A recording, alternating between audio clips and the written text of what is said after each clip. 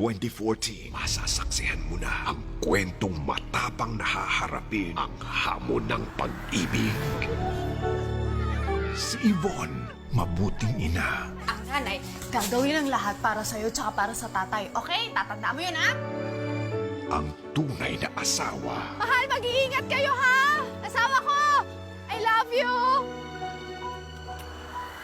Si Janine, dalagang ina. Papa? No! Papa! Mommy, nasaan ba ang papa ko? Kailangan ni Audrey ng male figure. Hindi ko alam kung paano at sino. Alam mo, ang ganda ng mga gawa mo. Pang-expert yung quality. In fact, I really like it. Kung ako na kaya magpasweldo sa'yo ng 30,000 buwan-buwan, huwag ka lang umalis. Sweldohan mo ako ng 30,000 para sa pagiging karpintero? Hindi. Sasweldohan kita bilang ama ng anak ko.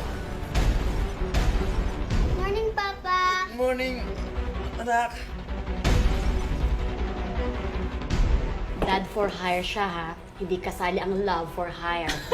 Victor, maraming salamat for making Audrey very, very happy today. Napapagod ka na? Ano? Kailan mo ako narinig na nagreklamo? Oo, hindi nga. Pero sa loob mo, ganun na rin yun. Imposible hindi. Dahil ako pagod na! Pagod na ako!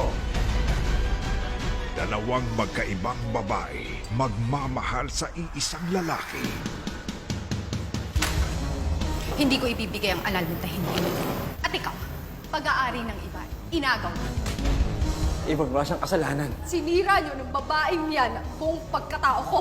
Kung namatay ang pagkatao mo dito, ako karangalan. Pare-pareho lang tayo nagmamahal dito.